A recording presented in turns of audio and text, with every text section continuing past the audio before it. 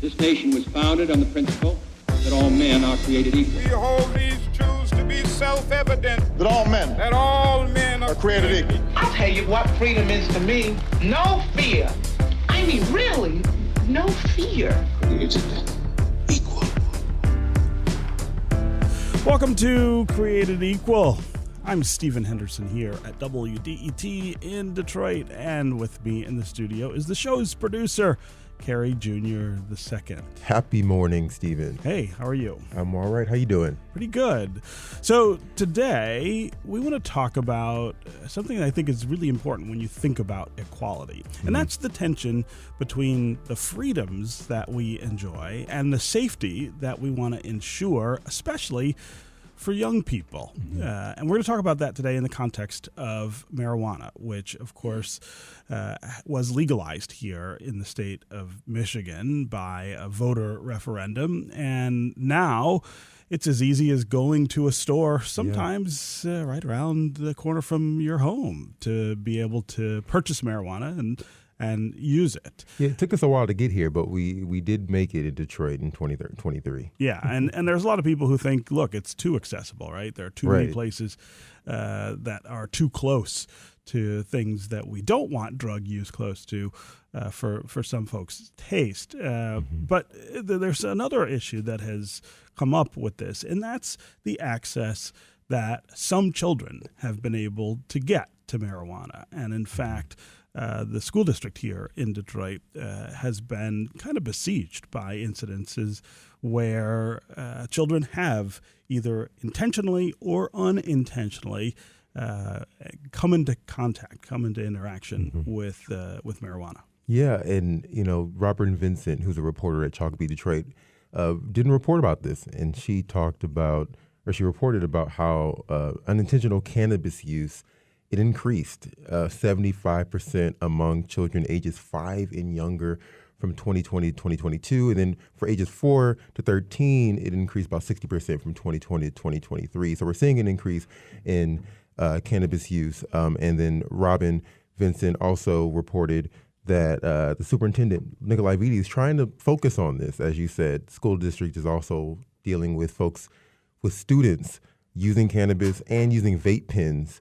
With an incidence of the incidents I think he counted is about 750 involving both cannabis and vape pens. So she writes that child's respiratory systems can be compromised in the most severe cases with this. So it's interesting to see. We have the legalization of the product, and now we're starting to see the unintended effects of it. And now it's time to have another conversation about what this means for us in our communities. Yeah, and I will say up front that when we were debating legalization, I'm all in favor of people's personal freedoms and the protection of those freedoms. But I had voiced a lot of worry about the things that we weren't thinking about that could happen if we legalized marijuana and didn't regulate it in quite the right way. I mean, there's a difference between making something completely illegal and making it so accessible that that the people who we want to protect from it can get it. And I think we're not quite sure how to attenuate that difference yet here in Michigan. And so I'm really eager to have this conversation and to get our listeners involved, because we are live today. They can give us a call and let us know what they think of the accessibility to marijuana and whether we need to go back and rethink some of that now that we have we're living in an era where this is way more available than I think any of us maybe imagined. Yeah, I don't think we foresaw this when we had those debates back and forth. Because now I have the questions of where they're getting it from and all this stuff I hope we can get to and get answered today with our two guests. So we have coming up first, we have Robyn Vincent, who is, like I said before, a reporter for Chalkbeat. And then we also have our guest, Dr. Varun Vohra. She is the director of the Michigan Poison and Drug Information Center at Wayne State University. We're coming to you next, Stephen. Yep. Looking forward to this conversation.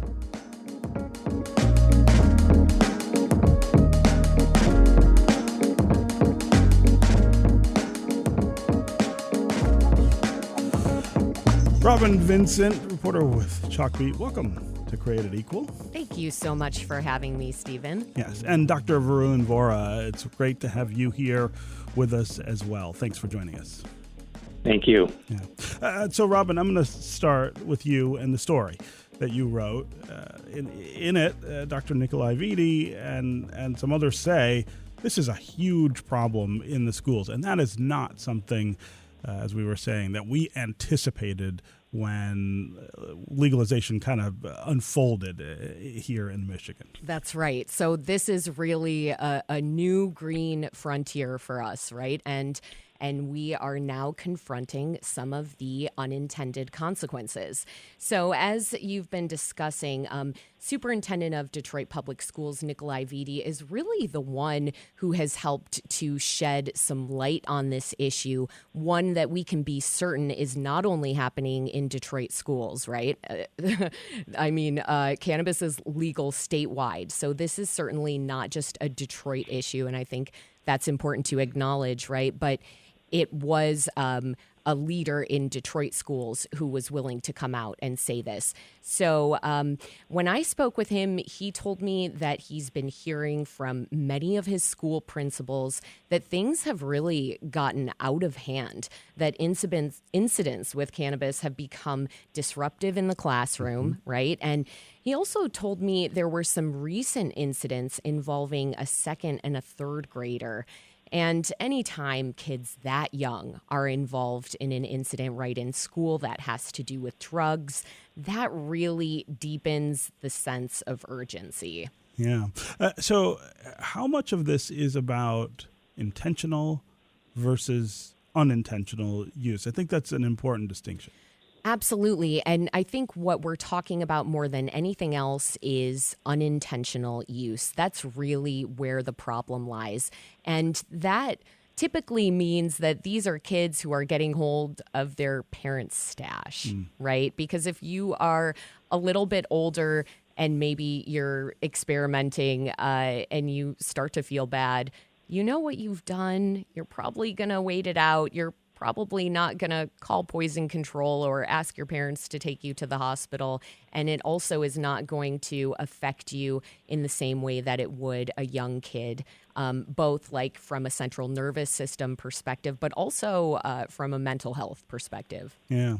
So what would the school district officials here in Detroit imagine would be reasonable things for the governor and the legislature to do? Do they have regulations that they'd like to see put in place? They do. So they want to see better enforcement of the packaging and labeling of marijuana products. And I should note, Michigan does prohibit edibles that resemble candy packaging, right? Like anything that can't be gummy bears, for instance. Totally. Or it can't, it cannot look enticing to kids. It shouldn't be in a package that says, Sour Patch, cannabis kitties, whatever. But those products still seem to be floating around. And they're also calling for detection systems in schools for marijuana and vape pens, which the latter, Superintendent Vitti said, is even a bigger problem, right? Even more widespread, the use of vape pens. And they also want to see public awareness campaigns funded through cannabis revenues and taxes. Dr. Varun Vohra, I want to bring you into the conversation here. You're the director of the Michigan Poison and Drug Information Center at Wayne State University, which means you field the calls for unintentional drug interactions with people. Give us a sense of how big this problem is. Yeah, thanks for having me. So basically, as the state's sole poison center, we field calls from all over the entire state, the catchment area. So as was alluded to before, from 2020 to 2022, we saw over 800 ingestions reported statewide, at least for young children related to edible cannabis products. So that's over a 70% increase from the preceding over that time. So it obviously is a significant issue that we're continuing to actively monitor and play a role with either clinical management, education, outreach, and getting that messaging out there about the risks and sort of the low-hanging fruits for sort of risk reduction strategies that parents, guardians, caretakers can take, as well as for the healthcare providers on the other end who might be running into these in the hospital and treating these patients. So give us a sense of the risk here, the danger. I'm not sure. We've heard so much about how marijuana should be fine, for instance, for adults to consume. How dangerous is it if children get their hands on, intentionally or unintentionally, this kind of drug? Yeah, so with the, as Robyn alluded to, with the primary sort of prevalence of the unintentional cannabis ingestions among young children, there is an inherent risk because it's kind of multifold, right? So the active ingredients, the THC or the tetrahydrocannabinol, the concentration of that active ingredient seems to be going up or is more concentrated in products over the years. And if you think about a little kid, right, they're smaller than obviously an adult-sized person. So in terms of the toxic threshold, it doesn't take as much of the product to cause adverse effects because it's sort of a lower, what we call a milligram per kilogram dose threshold. So it doesn't take as much of the product to cause the effects. And then as far as the amount that a kid could be getting into, the amount of product consumed seems to be going up as well. Whether anecdotally, that could be the case in terms of there's often products contain multiple doses in each package. So if they're left open, right around a kid, they could be consuming multiple doses all at once because they could be thinking it's a brownie, a cookie, a gummy, what have you, and treated like normal food, right? Whereas they're getting probably 10 to 20 times the THC that a normal adult would be getting. Mm-hmm. So if this happens, what do you do? And when you get these calls, what's the response, I guess, to this kind of emergency? Yeah, so we want to know. We start with the basics, with triaging in terms of how it happened, when it happened, how much may have the child gotten into, and then we sort of counsel the caller, whether it's a parent or a provider, on the acute effects that we anticipate, right? So a lot of those will be like the central nervous system effects that Robyn alluded to. So a lot of those will be sedation, drowsiness. They could have uncoordinated movements, and then it could progress into higher severity when they start having trouble breathing, and that's when we get really worried with the respiratory depression, as we call it. And then in severe cases, although albeit relatively rare, it could progress to respiratory depression to the point where they need intubation and mechanical ventilation. So they're going to be in an ICU, and they're going to be sort of comatose, and it's going to take a while for that drug to sort of metabolize its way through the child's system. With the edible products, however, it's sort of, this is the nuance, right? We don't have a clear-cut picture as to what we call the pharmacokinetics, or what the body does to the drug, compared to when people smoke typical joints, where the high is pretty immediate, right, within minutes, and then it kind of dissipates. Whereas if you eat something or you're ingesting it, the body has to metabolize it, right? So there could be a sort of delay between ingestion and when you start to see those peak adverse or toxic effects, on the order of maybe 1, 2, even 3 hours. So it's sort of hard to gauge in terms of how bad this could get, but we always sort of want to err on the side of caution in providing as much information as possible, and then having sort of a low threshold to get them to the emergency department once they do become symptomatic. Yeah. Robyn Vincent, talk about how the school district is responding when, for instance, this happens and you have an emergency of sorts that it's obvious that a child has had some exposure to marijuana. Yeah, it really does depend on the state that they're in and whether it's going to be, if it's an older kid, it might be that they are going to have to do some substance abuse education. Yeah.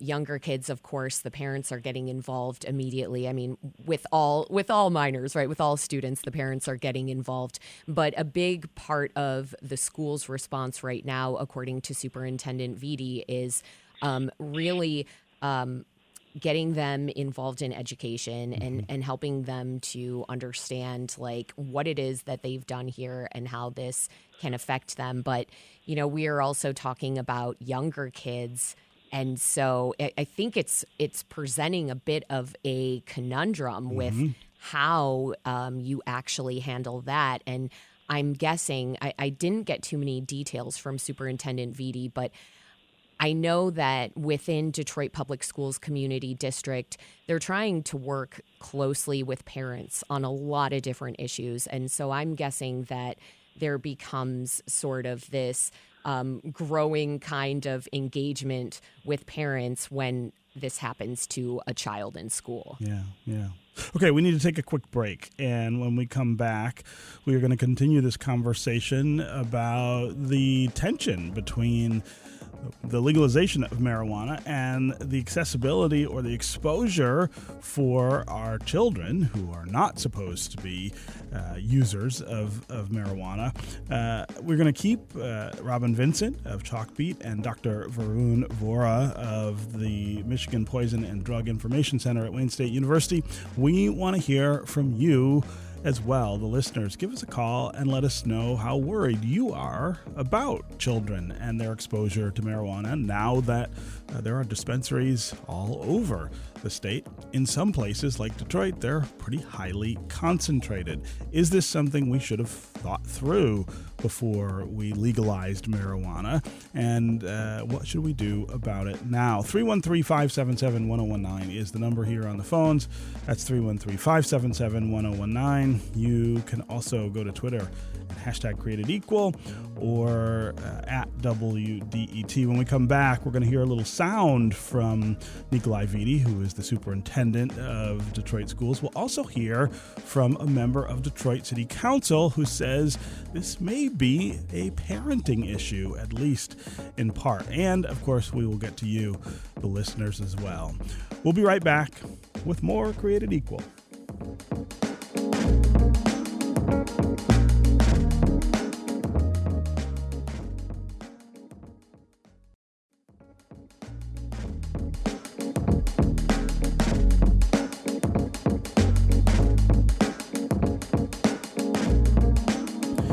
You're listening to Created Equal from WDET in Detroit.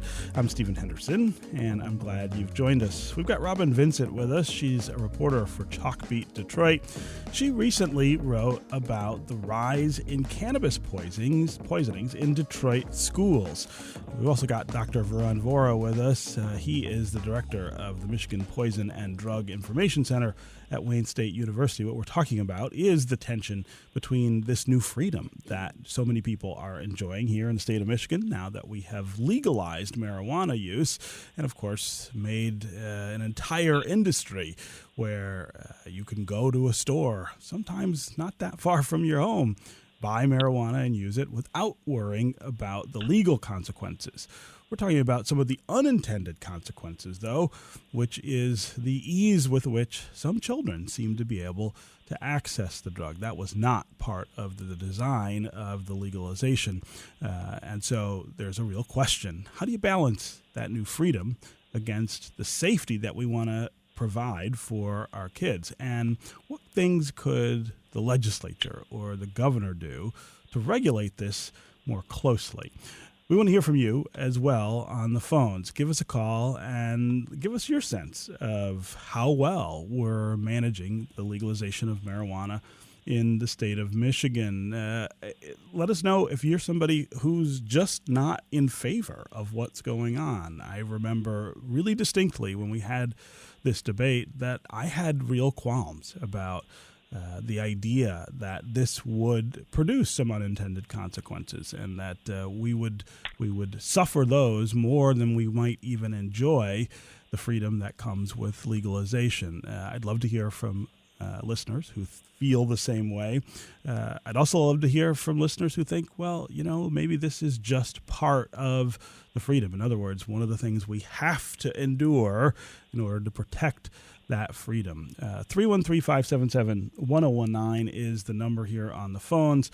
That's 313-577-1019. You can also go to Twitter and hashtag #CreatedEqual or at WDET, and we can make you part of the program that way. Robyn, I want to start this segment with a little bit of sound from Nikolai Vitti, who is the superintendent of the Detroit Public School District.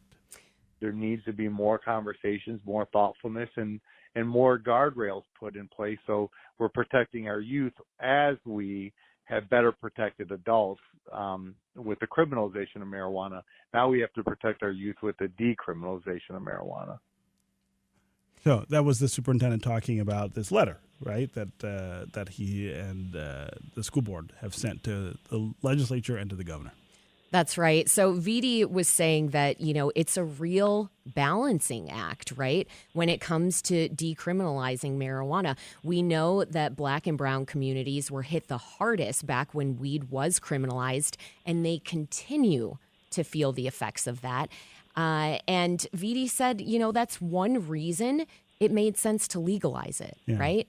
But now, again, we're going to keep going back to this phrase. We're facing now the unintended consequences of trying to sort of level that playing field by legalizing marijuana. Yeah. Again, 313-577-1019 is the number here on the phones. Let's start today with Jacqueline in Detroit. Jacqueline, what's on your mind? What's on my mind is that my son, my grandson, Kaden Maluli, who's 9 years old, spoke in front of City Council 2 weeks ago regarding this same issue. His issue is that he lives in Beverly Hills. However, when he come to visit me in Detroit, once it's almost like he hit 8 Mile, is that the advertisement for cannabis and free cannabis increases. And his thing is that children can be misled. Now, this is what he said. Malachi actually wrote an article about Caden and Bridge, Detroit, regarding being misled by the sketchy advertising that these companies do. Because children, don't understand. I had to explain to him about the advertisement. Yeah. So, I just wanted to mention that I think that's a great point to bring up, Jacqueline. I quickly want to ask you what part of the city you live in, and I guess how prevalent both the advertisements for marijuana are and the availability, like dispensaries and things. Are they close by where you live? Okay, I live on the east side near Cadrew and Mac. However, naturally he comes. When he visits, it's through the freeway. And I-75 coming down from 696, once you hit like 9 miles, it's just loads of signs regarding, some of them. I don't know if I can mention their name, but you've seen them. Sure. And so once he comes, down into the city, it's like, and then even at the, the NFL draft, he was taking pictures of one of them that had a helicopter with a sign because he thought it was a crime. You know how people film crimes? Yeah. So he said, I'm going to film them and report them. Jacqueline, I really appreciate that you called and shared that information. And, congrats to your grandson as well. Yep. It's a big deal at 9 years old to go down to City Council and tell them that this is a big problem.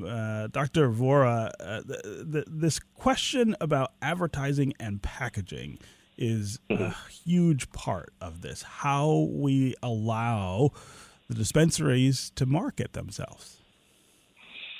Yeah, you're right, exactly. So, right now there's no real federal regulation for the packaging of edibles. And, as Robyn alluded to, Michigan does have certain packaging standards. How compliant a lot of these companies may be, I think it kind of toes the line, or how enforced these are. So I think a really prudent way to capitalize on the economic boom and revenues that these products are generating for sales is to put that back into the system, right? To provide product packaging reform, whether it's to better make them more child resistant, perhaps more inconspicuous labeling, to not make them as enticing to young kids. And I think it's sort of a multi-pronged discussion, right? So as we talked about before, I think a low-hanging fruit would be the role of the parent and the guardian as well, and I'm sure we'll get into. But I think sort of that combined spearheaded effort between more innovative packaging reform combined with more sort of parental or guardian oversight would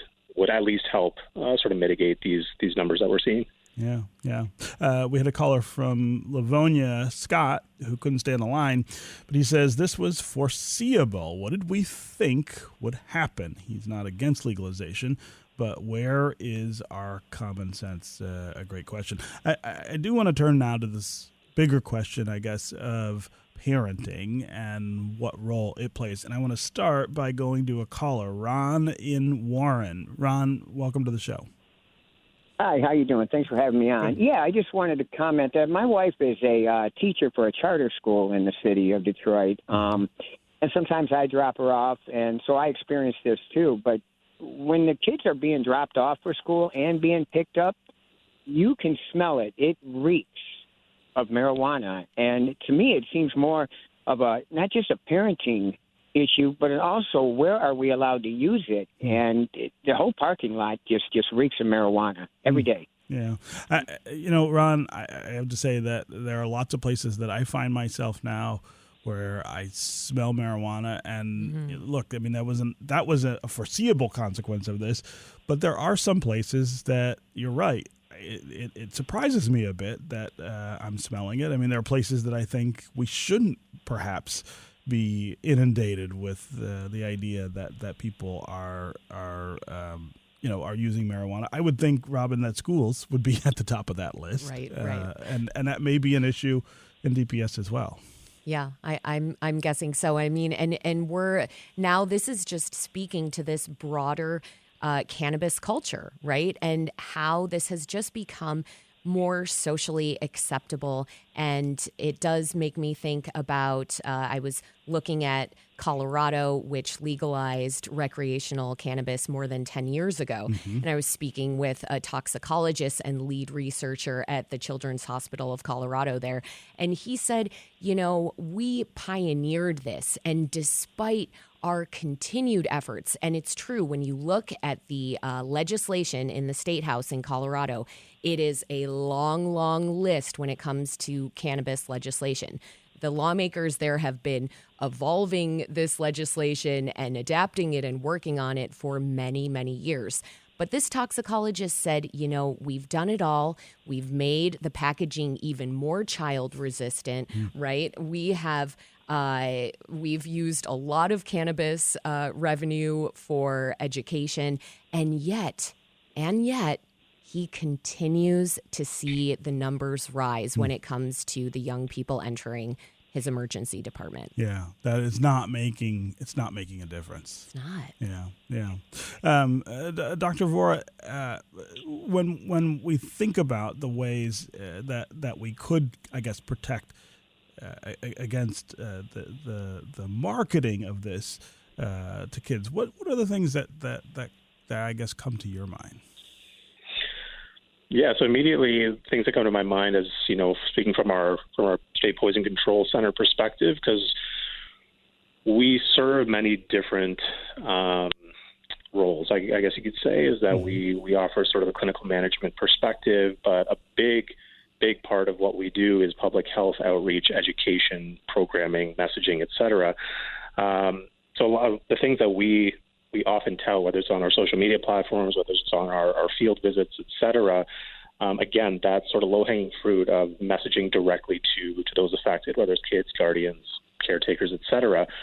So very low-hanging stuff, keeping these products out of the sight and out of reach of children. It sounds very basic, but you'd be surprised that people get distracted, right, and leave things lying around in the vicinity of very curious children. And that's why we call a lot of these times these exploratory ingestions, right? So they're unintentional. Kids are enticed. They see something maybe that looks like candy or what have you, something that they've seen before, but it's not obviously that.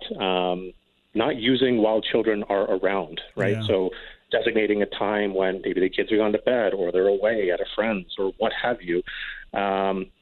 Dedicating that time to using when they are not in sight as well, when the parent or the kids aren't around.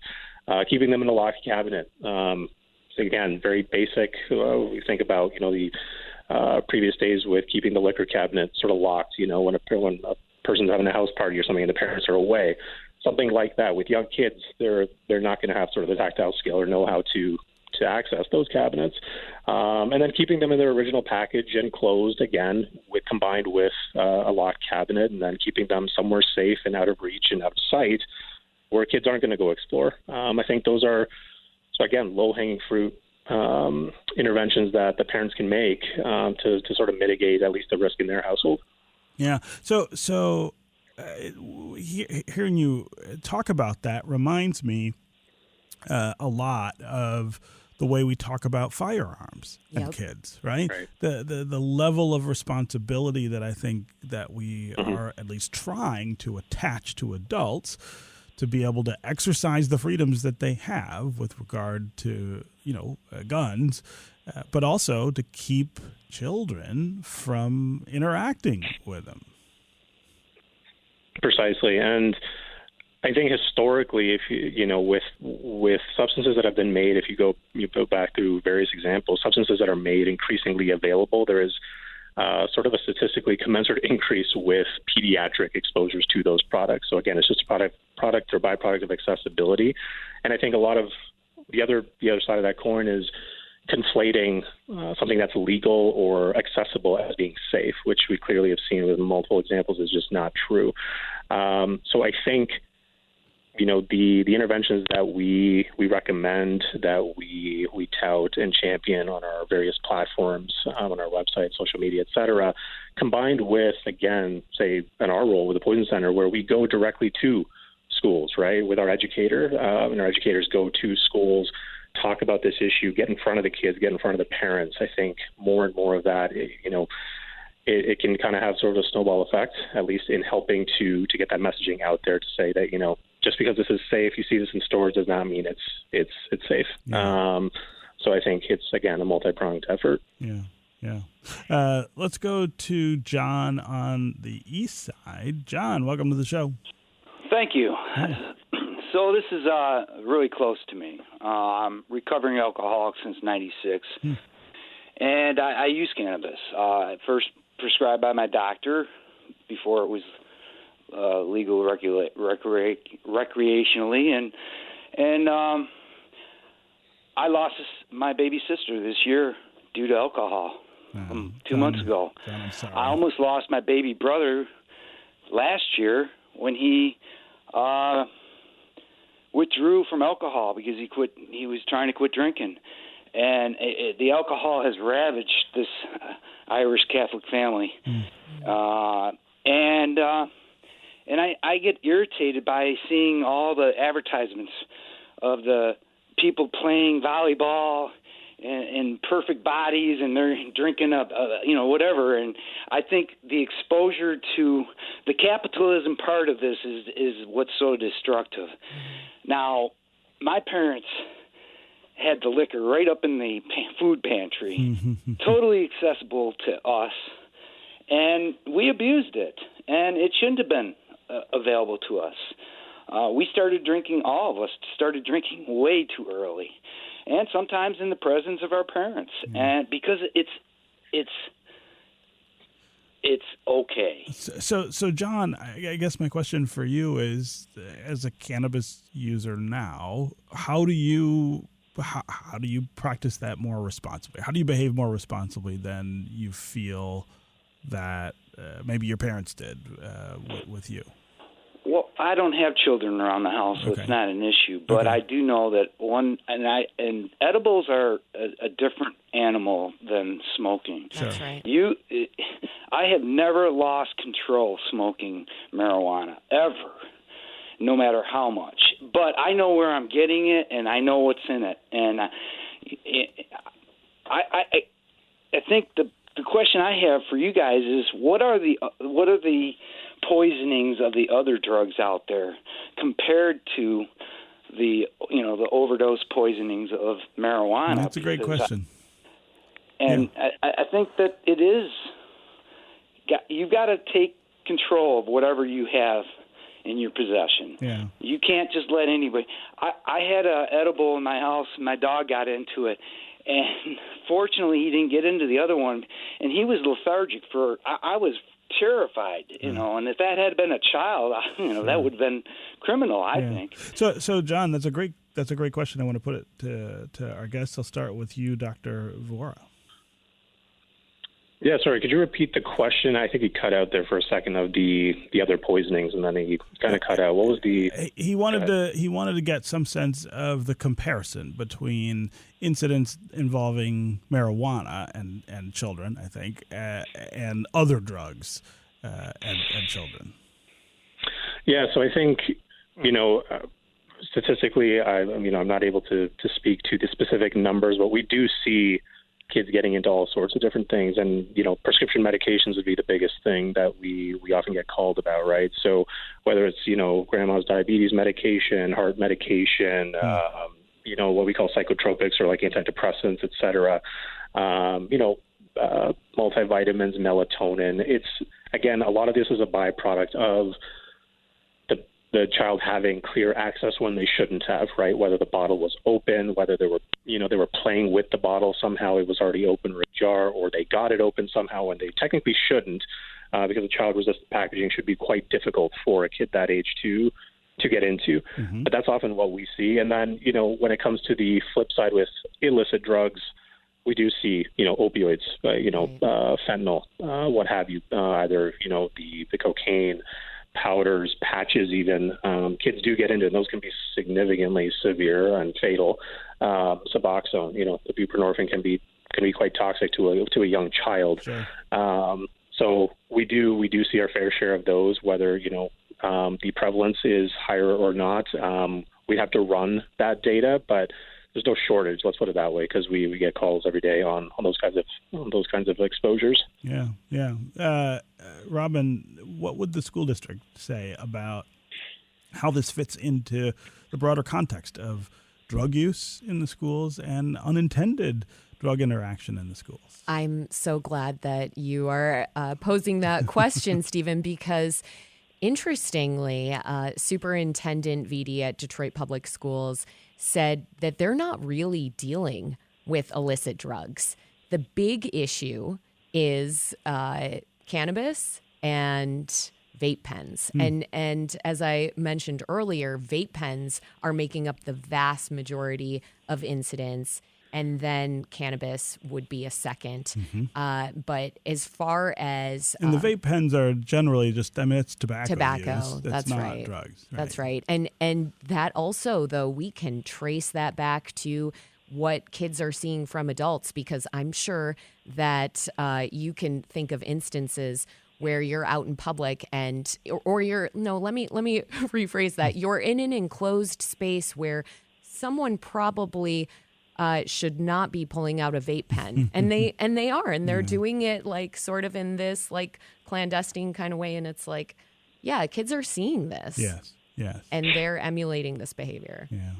Okay, I need to take another quick break, and when we come back, we'll continue talking with Robyn Vincent and Dr. Varun Vohra about kids and cannabis. We also will continue to hear from you, our listeners, on the phones and on social. Call and tell us what you make of the risk of cannabis use among our kids now that marijuana is legalized here in the state of Michigan. 313-577-1019 is the number. That's 313-577-1019. You can also go to Twitter, #CreatedEqual, or at WDET. We'll be back with much more of Created Equal.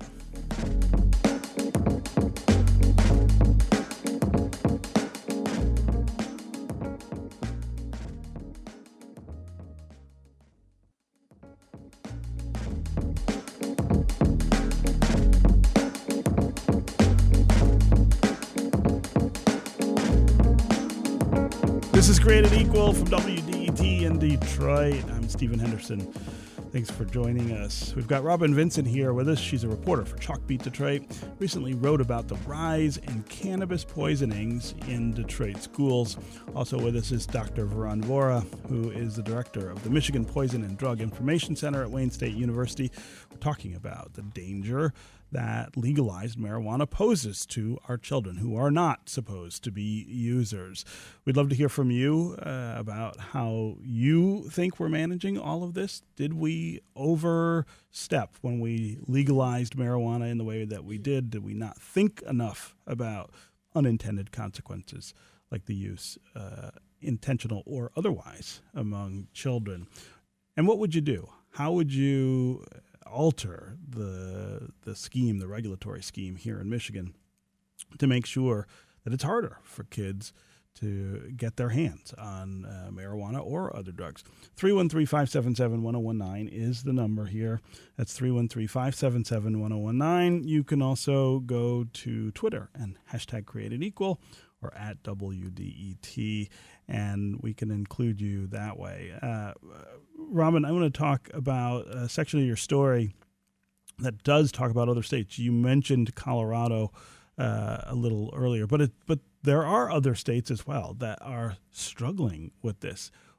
Are there models out there for us to look to say, well, so-and-so is getting it right, why don't we do it that way? I mean, I think that specifically I wanted to look at Colorado because I was living there and I was noticing while living there that there were a lot of efforts in place to try and mitigate the unintended consequences, right?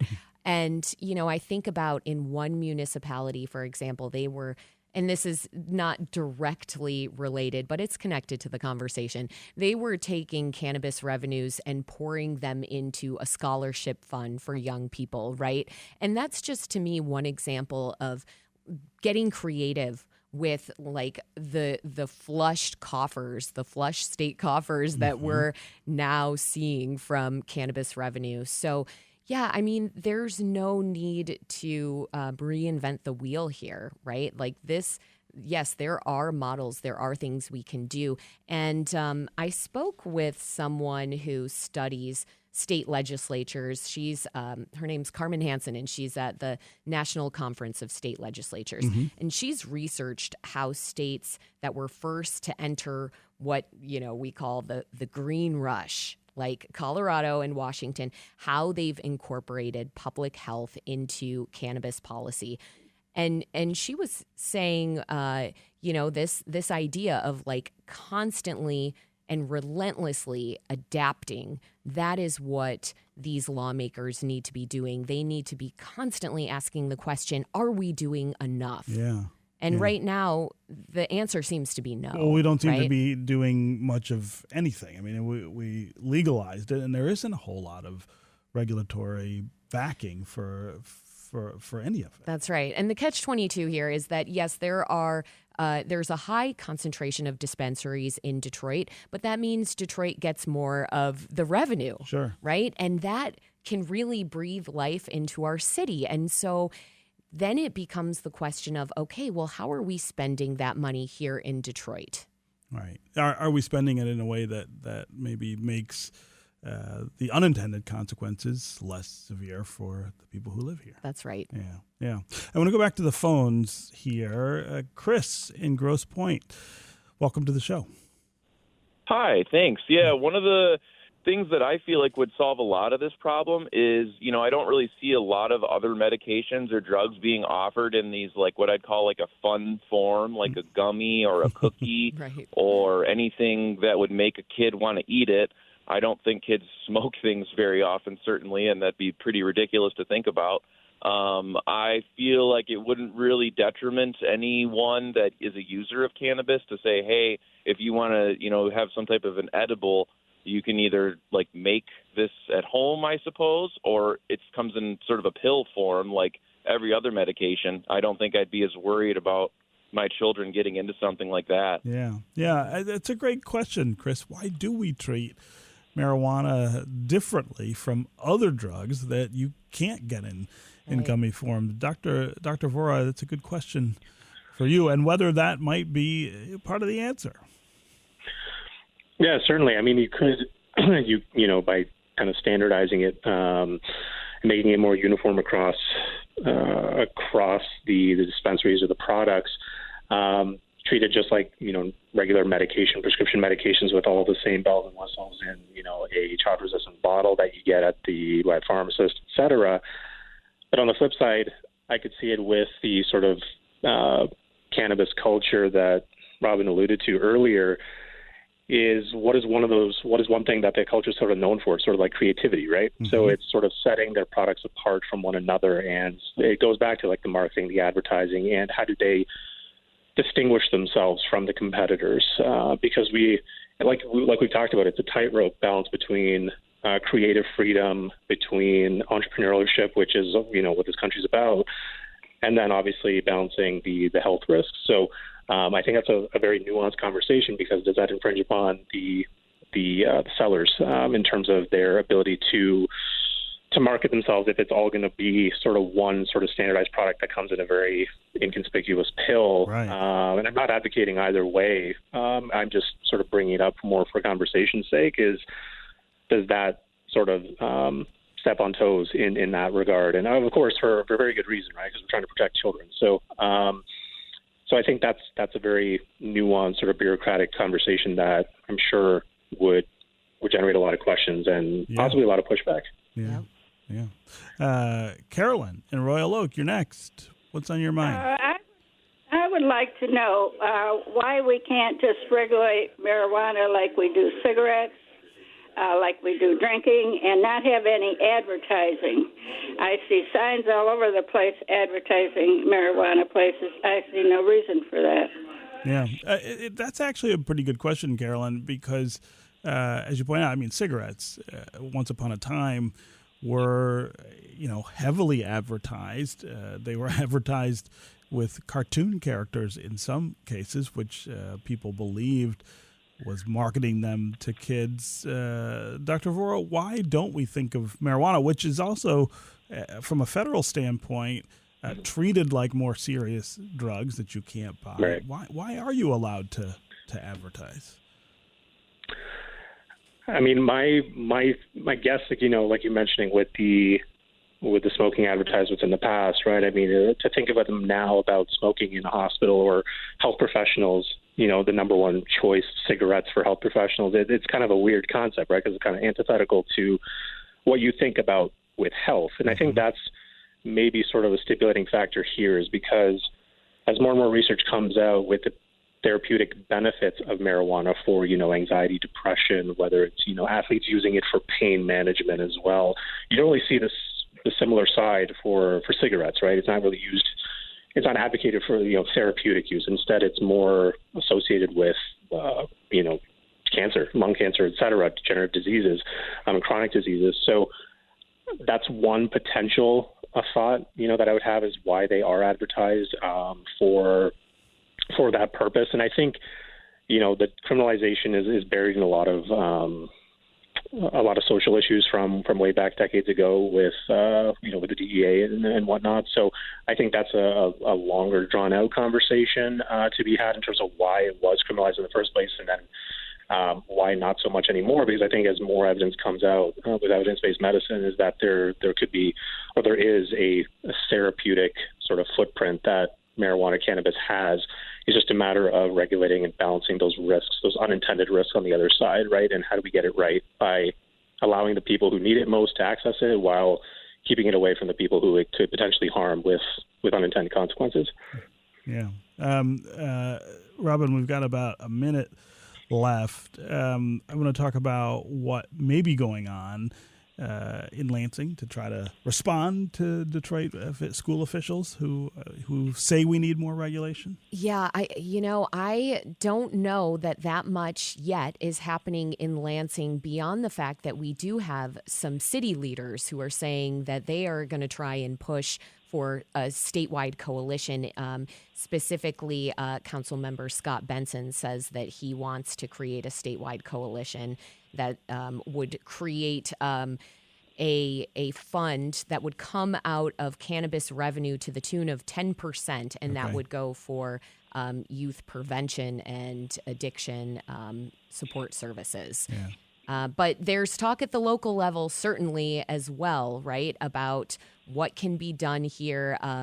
And I know that Council Member Angela Whitfield Calloway, who really was not happy about those billboards that Jacqueline's grandson spoke about at the city council meeting, she's also up in arms, and she wants there to be consequences for parents.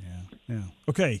Robyn Vincent, Dr. Varun Vohra, it was great to have both of your voices here for this conversation on Created Equal. Thanks so much for joining us. Thank you. Thank you. That is going to do it for Created Equal. You can listen to recent episodes at WDET.org, and we would love it if you would subscribe to our podcast. Created Equal is produced by Carrie Jr. II and David Lines. The engineering is done by Nate Bender. Our audio editing is done by Connor Anderson, and the music is from Sam Bobian. Created Equal is a production of WDET, a listener-supported service of Wayne State University.